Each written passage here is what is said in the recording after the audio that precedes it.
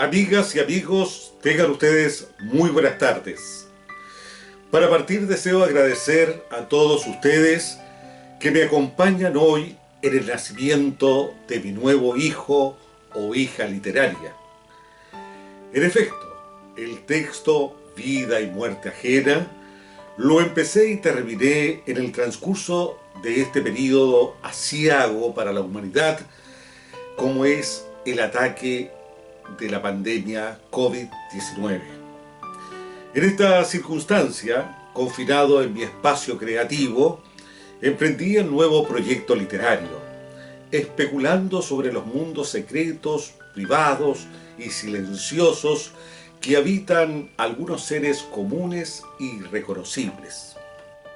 Antes de adentrarme sobre el contenido de la publicación, he estimado pertinente realizar una breve reflexión sobre dos interrogantes: ¿por qué escribir y cómo escribir?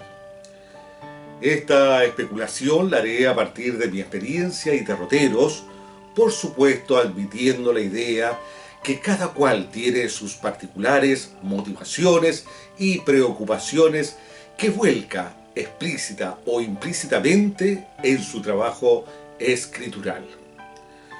Lo cierto es que en mi situación no lo hago por afición, por costumbre, ni por alcanzar cierta notoriedad en el ámbito social, menos en esta sociedad donde la obra de arte, tal como decía José Carlos Mariátegui, no tiene en el mercado burgués un valor intrínseco, sino un valor fiduciario. Consciente de la derrota y la fragilidad social que estoy inmerso, escojo este camino con la convicción que el escribir teatro, cuentos y ensayos constituye una pasión que me lleva a conceptuar en la trascendencia de la palabra escrita y en la escritura como uno de los actos libertarios más poderoso que existe. Probablemente esta sea una manera de atrapar, comprender e interpretar la realidad social que me ha tocado vivir en este territorio donde nací y me desarrollo como persona y profesional, al que de algún modo quiero influir y coadyuvar a los cambios culturales que los ciudadanos y ciudadanas demandan. En este sentido, la escritura se convierte para mí en una necesidad de recuperar fragmentos de mi memoria personal y colectiva, quizás de casi volver a vivirlos, de reinventarlos y resignificarlos, con el objeto de tener un conocimiento más cabal de lo que me ocurre en la actualidad como sujeto social. No puedo negar que ello me provoca un hondo placer, una emoción que supera los lindes de una existencia monótona y pasiva, un verdadero acto de rebeldía contra una cultura pobre, enfermiza, mercantilista, hedonista y consumista que nos asfixia y domestica, según mi juicio. Por otra parte, también debo reconocer que escribir es un medio que me permite expresarme y comunicarme con los lectores, quienes, aunque no los conozco a todos, sé que a través de mis historias fabuladas puedo establecer una relación íntima, en la medida que la ficción irrumpe en sus capacidades receptivas y perceptivas, remeciéndolos, conmocionándolos y provocándolos con el claro propósito de que adopten una postura crítica, reflexiva sobre su propio medio social. Recordemos que ya Aristóteles planteaba que la lengua poética debía tener un carácter extraño y sorprender, acaso para liberar la percepción del automatismo, elevando la capacidad de abstracción del pueblo. Algo muy cercano es lo que plantea Jacques Rancière. Denomina él como el espectador emancipado, cuya teoría cuestiona la idea de creer que la pasividad del espectador es producto de la mirada que ejerce en contraposición a la acción del ejecutante. Esta hipótesis es probablemente una mitificación que no toma en cuenta que en el proceso de mirar, en este contexto de leer, también hay una acción, puesto que el espectador y el lector observan, seleccionan, comparan e interpretan. Y es así que decide qué hacer con lo que tiene delante y de qué forma eso se relaciona con su vida. El creador, aunque no sepa lo que debe mostrar, sabe que debe sacar de su pasividad al espectador y al lector, para que éste produzca una reacción frente a la disyuntiva social que vive. Concisamente escribo para que mis lectores tengan a mano textos literarios que los hagan crecer internamente, que puedan descubrir o redescubrir el pasado lejano o reciente, el que no pocos periodos ha sido soterrado u olvidado por diversas causas veladas o implícitamente intencionadas por la pluma oficial. Esta tensión entre el recuerdo y el olvido evidencia las múltiples configuraciones y sentido que se elaboran sobre el pasado, ya sea por medio de las reivindicaciones o por medio de los reconocimientos, llámense celebraciones, conmemoraciones o silencios.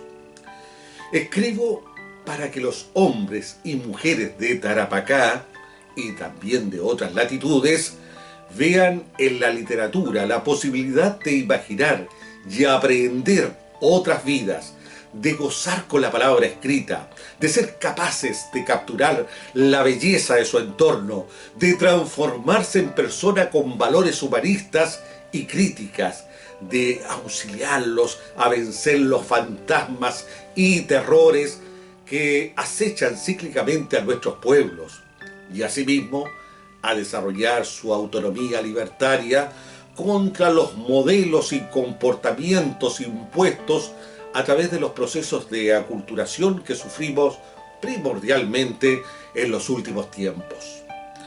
Es de pensar que cuando los propósitos del autor se conjugan con las expectativas del lector, entonces, parafraseando a Maurice Blanchot, el libro se convierte definitivamente en obra. Es decir, en ese momento las palabras adquieren una gran carga simbólica, un sentido y significado en el mundo real.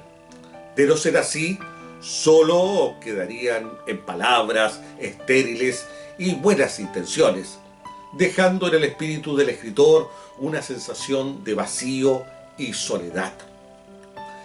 Como podemos observar, mi enfoque acerca del por qué escribir está mediada por la intencionalidad que el literato le da tanto a su rol social como a su trabajo escritural.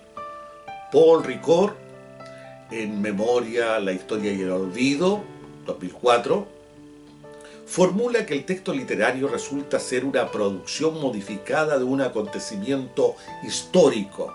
Esto tiene su explicación en el hecho que en ninguna ocurrencia el literato busca instaurar una realidad científica ni asumir menos el papel de un cientista social, sino más bien su pretensión es redescubrir el pasado de otra manera, o sea, dándole su propia intencionalidad. Con precisión, la intencionalidad es clave para entender las diversas miradas que pueden obrar con relación a una misma circunstancia histórica. En esta orden de ideas, Santiago Trancón, en su tesis doctoral Texto y representación, aproximación a una teoría crítica del teatro, 2006, asevera, comillas, la intención da sentido y pone orden a lo percibido. Sin ella no entenderíamos nada de lo que percibimos. La interpretación va unida a la percepción guía la percepción y descarta lo que no se acomoda a la intención. La cointencionalidad o intencionalidad compartida es lo que produce la cognición social. Tras las escuetas consideraciones realizadas, permítame comentar un último acápite. Este está referido al papel educativo que cumple el arte en general y la labor escritural en especial. Sobre este aspecto, para nadie es desconocido que la actividad creadora muchas veces no es considerada en nuestro sistema educativo como una actividad apropiada para el desarrollo de los aprendizajes en el aula, ya que la mayoría de las personas creen que la creatividad o la creación es un don privativo de algunos elegidos a los cuales se los encuadra dentro de la categoría superior.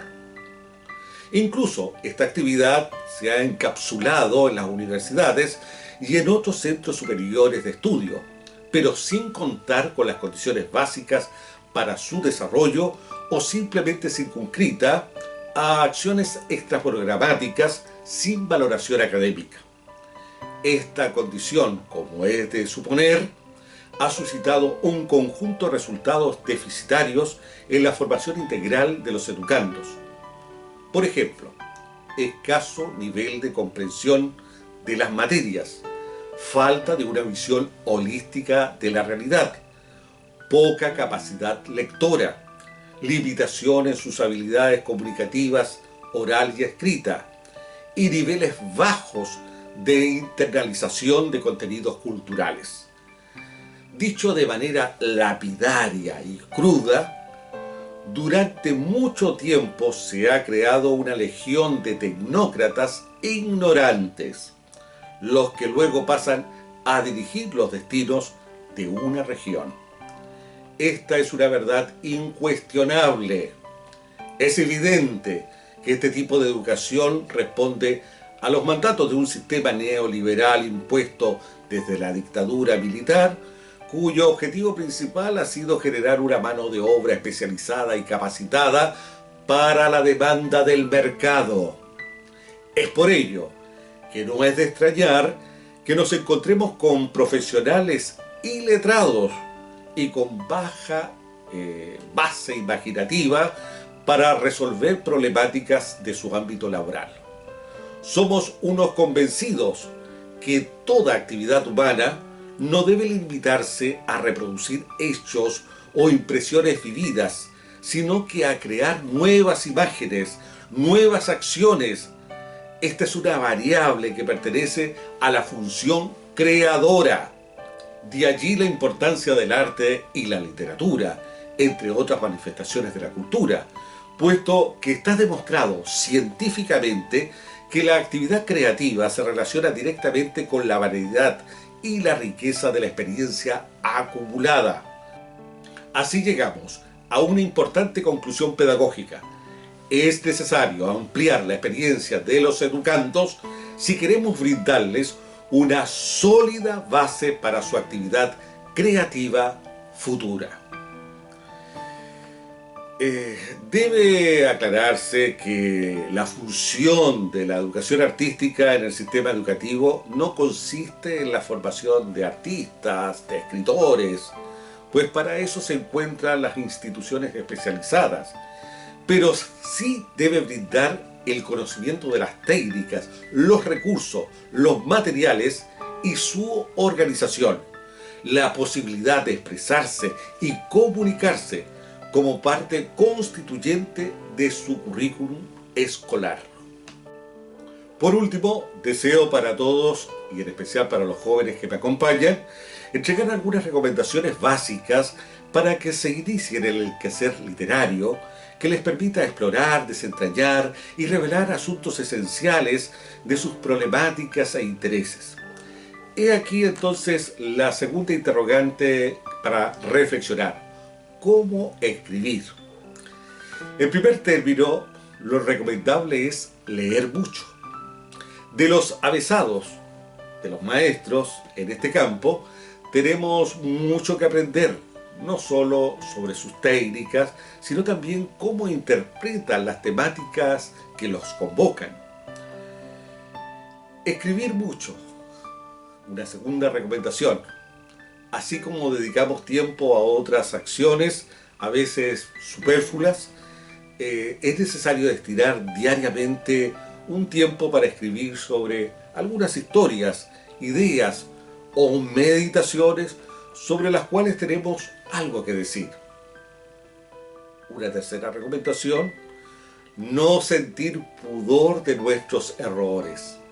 Como es natural, todos los escritores y las escritoras realizan muchos borradores. Algunos van a parar al tacho de la basura y otros van tomando cuerpo a medida que los reescribimos una y otra vez. Una cuarta pauta es pensar antes de escribir. ¿Qué quiero escribir?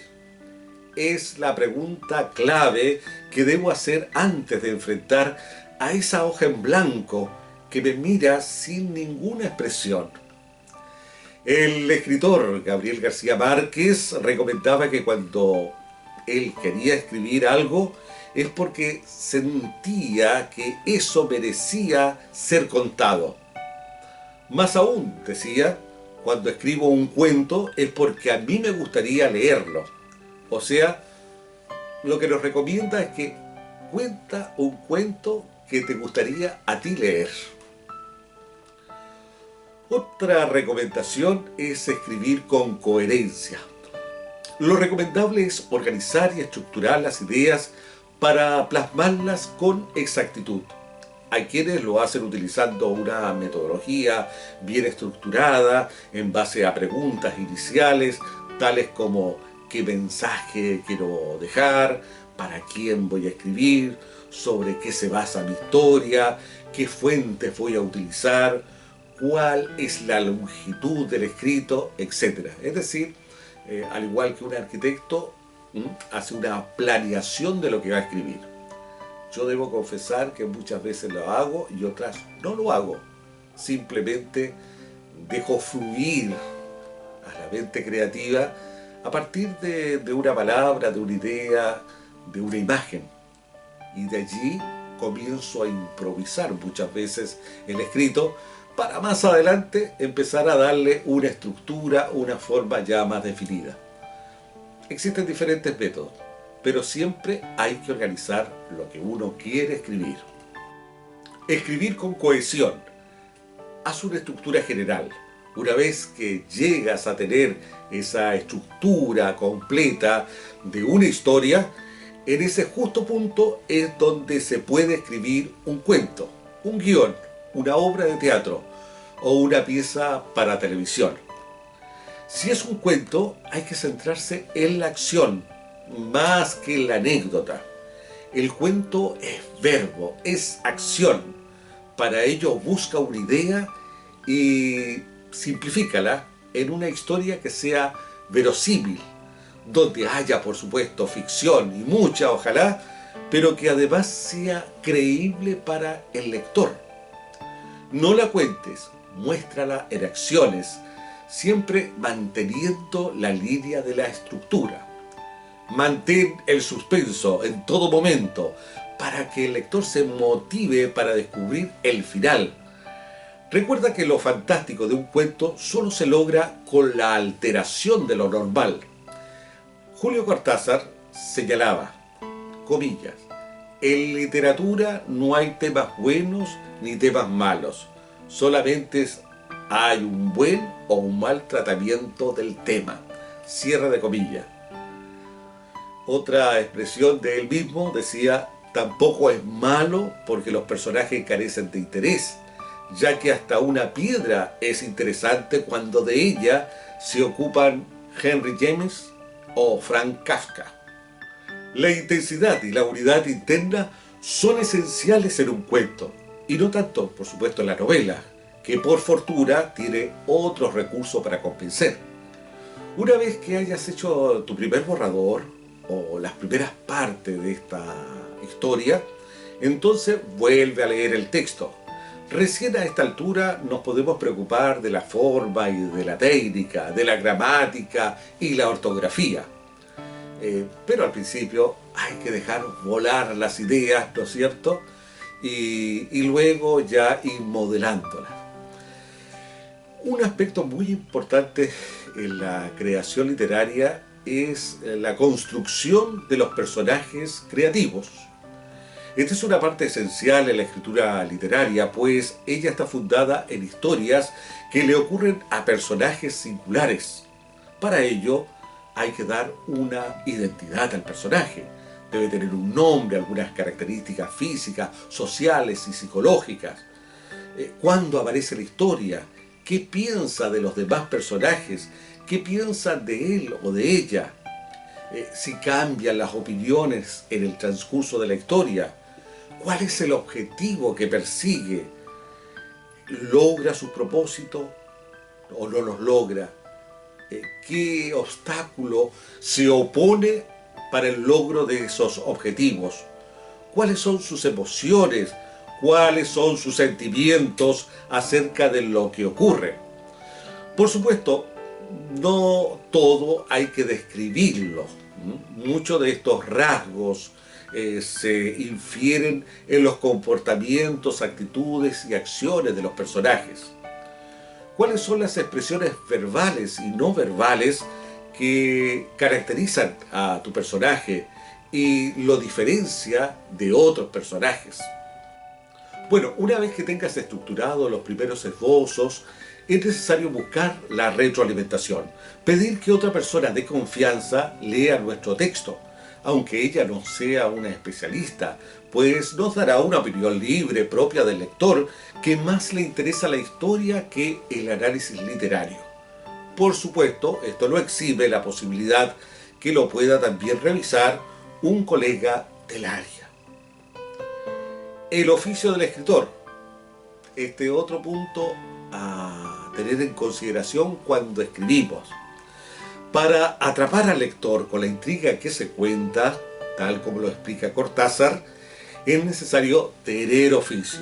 Y esta cualidad consiste, entre muchas otras cosas, en lograr ese clima propio de todo un gran cuento, que obliga a seguir leyendo, que atrapa la atención, que aísla al lector de todo lo que le rodea, para después, terminado el cuento, volver a conectarlo con su circunstancia de una manera nueva, enriquecida, más honda o tal vez más hermosa.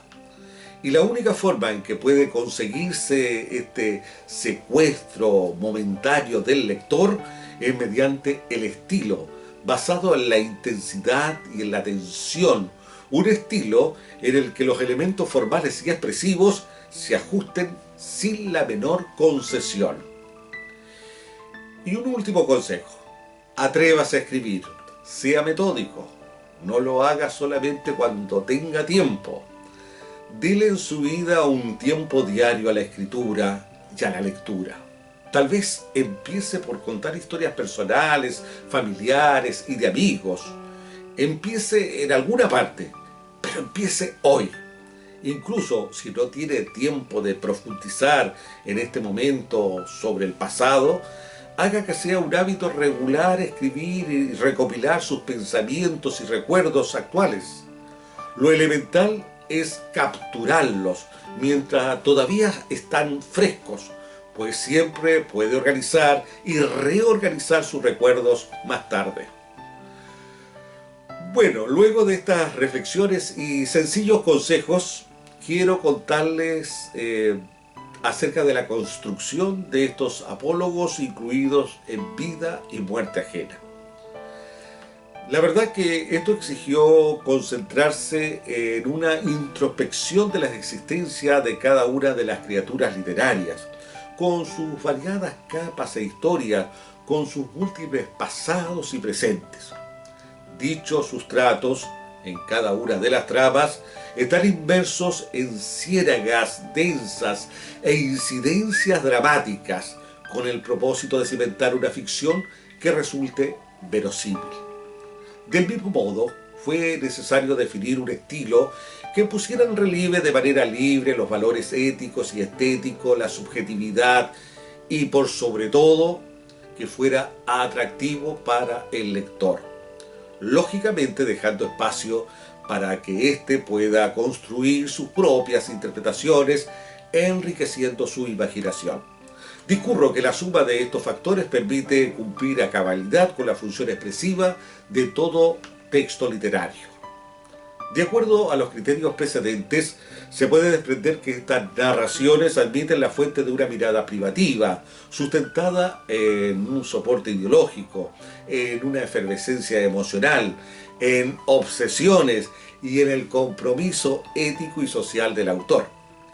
Desde esa perspectiva, se hace hincapié en las tensiones y contradicciones que hipotéticamente han tenido que enfrentar los personajes en su devenir histórico, situándolos bajo un velo onírico e irreal, o bien en ambientes interiores tamizados. Anticipo que los argumentos están impregnados de distintos matices: melancólico, romántico, fosco y trágico, de olas suaves, al igual que el amor, y otras violentas, equivalentes a la atmósfera hostil que acecha a estos seres imaginarios. A la par, hay algunos que están configurados dentro de una dimensión fantasmagórica, envuelta entre celajes, ensueños, entornos grisáceos y metáforas que tantean una mixtura de realismo con ficción, algo propio de mi poética autoral. Estimo que sería pretencioso profundizar más sobre estos relatos. Es mejor dejar que el escrutinio público juzgue en libertad si he logrado entretener y reflexionar, con estos simples fogonazos que iluminan honduras controvertibles, pero que no aceptan jamás la obediencia. ¿Acaso no es ese el atributo subversivo de la escritura?